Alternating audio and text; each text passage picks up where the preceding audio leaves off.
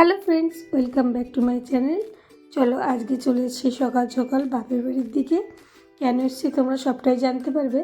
এখানে এখন বাজে সকাল 6টা, তার মধ্যে আমি পৌঁছে গেছি আমার বাড়ির দিকে। অনেকটাই সকালে বেরিয়েছি। এখানে দেখো রাস্তায় যেতে যেতে একটা কুকুরের বাচ্চা দেখতে পেয়ে আমি একটু কোলে তুলে নিয়ে ওকে আদর করে নিলাম। তোমরা তো জানো আমাদের বাড়িতে একটা লিও আছে যাকে আমি খুব ভালোবাসি। দেখে আমি ওকে একটু আদর করে নিয়ে তারপরে রেখে দিয়ে বাড়ির দিকে চলে এসেছি। যেহেতু অনেক সকালে বেরিয়েছি, খুব খিদে পেয়েছিল। মা এখানে দেখো গরম গরম লুচি আর আলুর তরকারি করে রেখেছে। আমি আর সময় নষ্ট না করে হাত পা মুখ ধুয়ে লুচি আর তরকারিটা খেতে বসে পড়েছি। মায়ের হাতে অনেক দিন পরে রান্না খেলাম, বেশ ভালোই লাগলো। এরপরে চলে গেছিলাম আমি, ছেলে, আমার ভাইয়ের মেয়ে, মা সবাই মিলে ঘুরতে।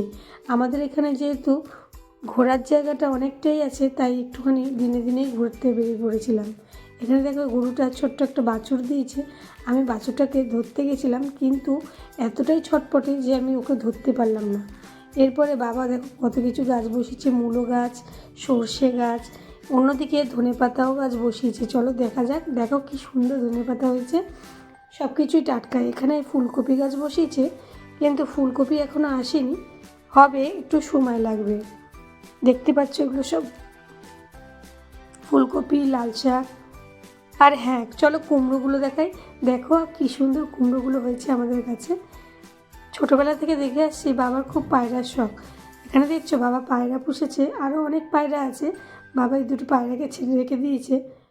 এদিকে ভাই গাড়ি কিনেছে, আমাকে দেখানোর জন্য নিয়ে এসেছিলো ডেকে। বললো চল একটু ঘুরিয়ে আনি দিদি। আমি বললাম না, এখন সময় নেই। আমি যাচ্ছি একটা নতুন জায়গা, যেটা আমি অনেক বছর মিস করেছি। আজ 10-12 বছর ধরে আমি এই জায়গাটায় যাইনি। চলো কোথায় যাচ্ছি তোমরা স্কিপ করো না, ভিডিওটা দেখতে থাকো। দেখো প্রায় 10-12 বছর পরে আমি ইঞ্জিন ভ্যানে বসে পড়েছি। তোমরা কে এই ভ্যানে বসেছো প্লিজ কমেন্ট করে জানিও। ভ্যানে করে আমি যেই জায়গাটা যাব তোমরা গেলেই বুঝতে পারবে। দেখো এখানে কত লোক। আমি চলে এসেছি আমার জায়গায়।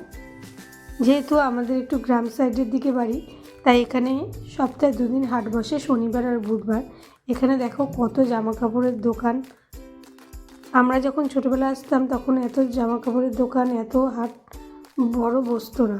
এখানে দেখো কেকের দোকান। এই কাকুর কাছ দিয়ে আমরা অনেক ছোটোবেলা দিয়ে কেক নিতাম। কাকু ঠিক আগের মতোই রয়েছে এখনও, খুব সুন্দর কথাবার্তা বলে, খুব হাসি খুশি মানুষ একজন। এখান থেকে কিছু কেক কিনেছিলাম বাড়ির জন্য। তারপর এখানে খাবারের দোকান দেখতেই পাচ্ছ, যেন মনে হচ্ছে মেলা বসেছে। না, প্রত্যেক বুধবার আর শনিবার এখানে হাট বসে, তাই হাটে নানা রকমের খাবার দাবার, সবজি সব কিছুতেই পাওয়া যাবে। এখান থেকে আমি কিছু খাবার দাবার বাড়ির জন্য কিনে নিলাম। তারপর চলে এসেছিলাম মুড়ির জায়গায়।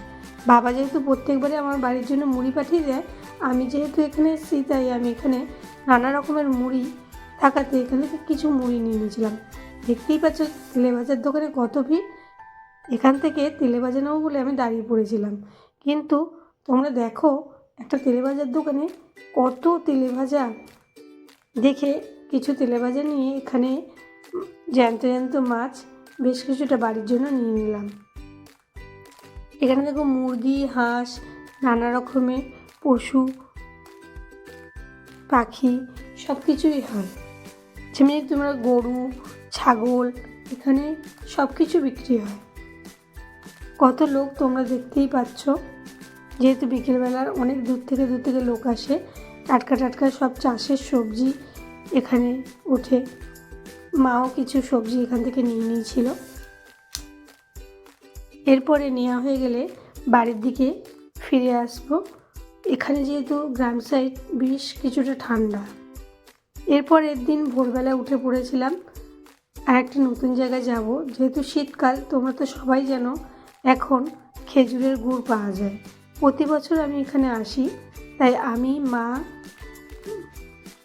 ভাইয়ের মেয়ে, আমার ছেলে সবাই মিলে ভোরবেলায় বেরিয়ে পড়েছি খেজুরের রস খাবো বলে। চলো দেখা যাক। বেশ ঠান্ডাই পড়েছে, আমাকে দেখে বুঝতেই পারছো। চলে এসেছি খেজুরের রস খাবো আর গুড়। এখানে এসে দেখি আরও সবাই খেজুরের রস আর গুড় বলে দাঁড়িয়ে আছে। তাই আমি ওখানে দাঁড়িয়ে পড়লাম খেজুরের রস খাবো বলে। প্রতি বছরই আমি আসি এখানে গুড় আর রস নেওয়ার জন্য। যেহেতু আজ এবারে এখানে আছি তাই এখানে সকালবেলা মায়ের সাথে এসেছি।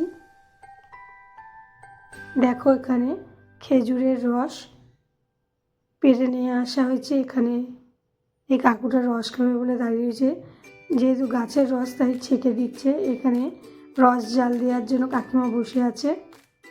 কত বড় উনুনটা তোমরা দেখতেই পাচ্ছ, চারিদিকে খড়, এই খড় দিয়ে জাল দিয়ে খেজুরের রস জাল দিয়ে গুড় তৈরি হয়। উনুনটা তোমরা দেখতেই পাচ্ছ, এদিকে সব কলসিগুলো দেখছো, এর মধ্যে সব রস রাত্রিবেলায় গাছে বেঁধে দিয়ে আসে আর সকালবেলায় গিয়ে নিয়ে আসে। যেহেতু আমরা সবাই রস খাবো তাই দাঁড়িয়ে পড়েছিলাম। এই দাদাটা সবার হাতে একটা করে গ্লাস দিয়ে দিচ্ছে আর কাকু রস দেবে বলে বলছে। কাকু যেহেতু চেনে, প্রতি বছর আমি আসি, তাই কাকু আমার বরের কথা জিজ্ঞেস করছে যে এলো না। আমি বললাম না, আজকে আমি বাড়ি দিয়ে এসেছি।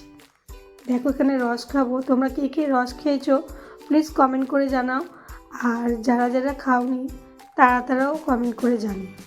চলো রসটা কেমন খেতে টেস্ট করে দেখি আর তোমাদেরকে শেয়ার করি।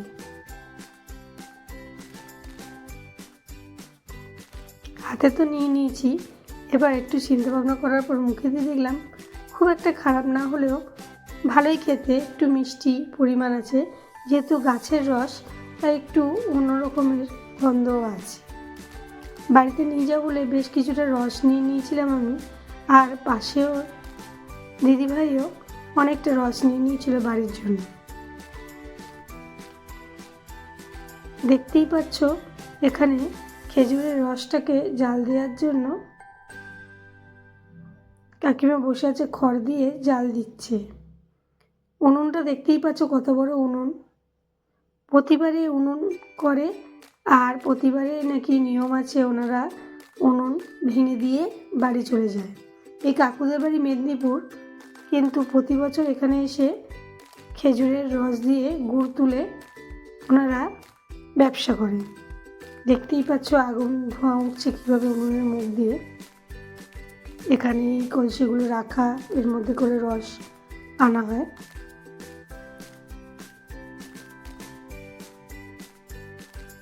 কাকিমা বসে বসে জাল দিচ্ছে আর আমাদের ভিডিও করা দেখছে। দেখতেই পাচ্ছ কীভাবে ফুটছে। এইভাবে ফুটে ফুটেই খেজুরের রস দিয়ে গুড় তৈরি হবে। যেহেতু অনেকটাই সময় লাগবে তাই তোমাদের সাথে আর বেশিক্ষণ শেয়ার করতে পারলাম না। নেক্সট ভিডিওটা আমার সেকেন্ড পার্টে আছে, তোমরা অবশ্যই দেখবে আর লাইক দিয়ে যাবে।